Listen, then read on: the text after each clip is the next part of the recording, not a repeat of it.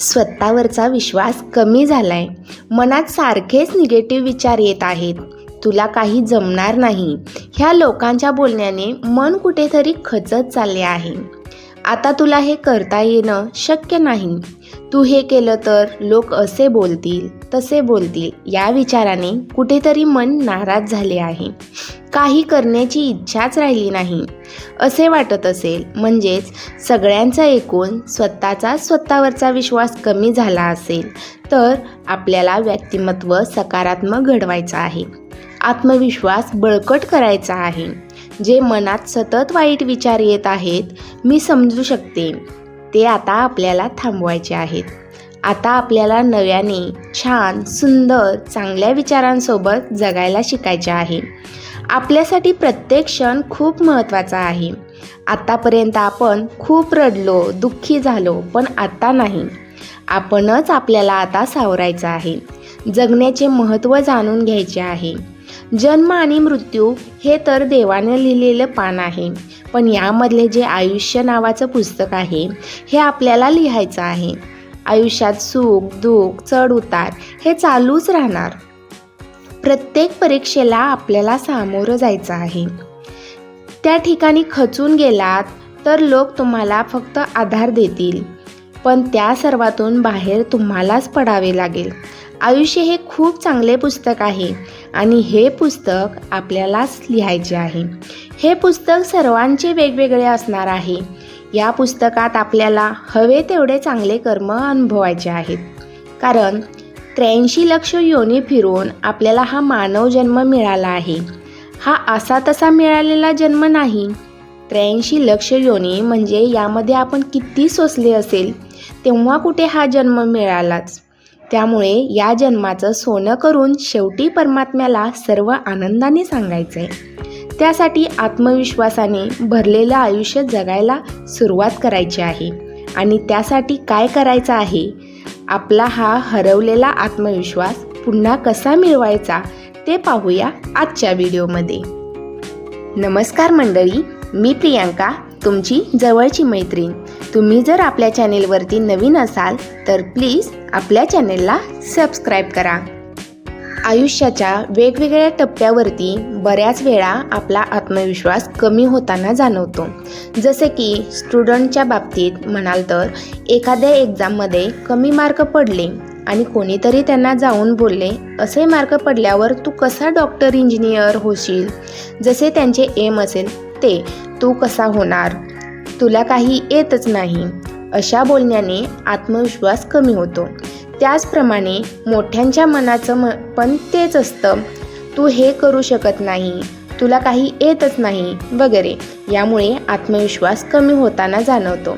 तर हा आत्मविश्वास परत मिळवण्यासाठी काय करायचं हे आज आपण पाहणार आहोत. आत्मविश्वास म्हणजे स्वतःवर विश्वास ठेवणे, आपल्या क्षमतावर आणि निर्णयावर विश्वास असणे आणि मी हे करू शकतो असा सकारात्मक दृष्टिकोन ठेवणे होय. ज्यामुळे व्यक्ती जीवनातील आव्हानांना धैर्याने सामोरे जाऊ शकते. आत्मविश्वासासाठी सकारात्मक विचार करणे, छोटी उद्दिष्टे ठेवून ती पूर्ण करणे आणि आपल्या चांगल्या गुणांवर लक्ष केंद्रित करणे आवश्यक आहे. स्वतःवर विश्वास आपल्या वैयक्तिक क्षमता, सामर्थ्य आणि निर्णयावर असलेला दृढ विश्वास म्हणजे आत्मविश्वास. मी करू शकतो हा दृष्टिकोन. परिस्थिती कशीही असली तरी मी हे करू शकेन असा सकारात्मक मानसिकतेचा दृष्टिकोन ठेवणे. अपयशाची भीती नसणे, अपयशाची पर्वा न करता यशस्वी होण्यावर विश्वास ठेवणे. आत्मविश्वास कसा वाढवावा? तर यासाठी पहिला पॉईंट आहे स्वतःवर विश्वास ठेवा. आपल्या स्वतःमध्ये कोणते चांगले गुण आहेत? आपल्या अंगी अशा कोणत्या कला आहेत ज्या देवाने आपल्याला दिलेल्या आहेत? त्या अगोदर शोधून काढा. जसे की गायन, वादन, नृत्य, नाट्य, कुकिंग वगैरे. तुम्हाला जे आवडते आणि जे जमते त्याच्यावर लक्ष केंद्रित करा. ते काम करत असताना आपणच आपले कौतुक पण करा. नंबर 2, छोटी उद्दिष्टे ठरवा. म्हणजे स्वतःला वचन द्यायचे की हे तुला करायचे आहे. फक्त वचनच द्यायचे नाही तर ते पूर्ण पण करायचे. नाहीतर काय होते, आपण सकाळी उठल्यावर खूप सारी मोठी लिस्ट काढतो, आज एवढं करायचं आहे. पण जसजसे संध्याकाळ होत येते तेव्हा बघतो तर काय, त्या लिस्टमधली बरीचशी कामे तशीच राहिलेली असतात. यामुळे होतं काय तर आपला आत्मविश्वास कुठेतरी कमी होतो, आपल्याला जमत नाही असे वाटते आणि दुसऱ्या दिवशी आपण ठरवलेलं काहीच करत नाही. त्यासाठी अगोदरच सकाळी 2-3 कामच लिहायची ठरवायची, हे आपल्याला करायचे आहे. 2-3 कामं दिवसात झाली की आपला आत्मविश्वास वाढतो. आपण ठरवलेलं काम करू शकलो याचा आनंदही होतो. त्यासाठी दररोज छोटी छोटी उद्दिष्टे ठरवा. तिसरा पॉईंट आहे सकारात्मक विचार. सकारात्मक विचार करणाऱ्या माणसांच्या सहवासात राहा. आयुष्यात दुःख जरी असले तरी आनंदाने राहण्याचा प्रयत्न करा. जर तुमच्यासमोर 2 मुले ठेवली, एक हसरे आणि दुसरे रडवे, तुम्हाला कोणते मूल आवडेल? तर त्याचप्रमाणे माणसांचे पण असते. जर आपण सदैव दुःखी नकारात्मक गोष्टी बोलत असेल तर लोक पण आपल्यापासून दूर होतात. यांच्या उलट आपण पण तेच करायचे आहे. जर आपल्यासोबत कोणी सारखे नकारात्मक बोलत असेल तर विषय बदलून दुसऱ्या विषयावर बोलायचे आहे. जर समोरचा व्यक्ती दुःखी असेल तर त्याच्या भावना न दुखावता त्याचे दुःख कमी करून त्याला हसवण्याचा प्रयत्न करायचा आहे. यामुळे तो पण खुश होतो आणि आपल्याकडे पण नकारात्मक विचार जास्त येत नाहीत आणि आपण पण खुश राहतो. चौथा पॉईंट आहे स्वतःची काळजी. स्वतःची काळजी हा खूप मेन पॉईंट आहे.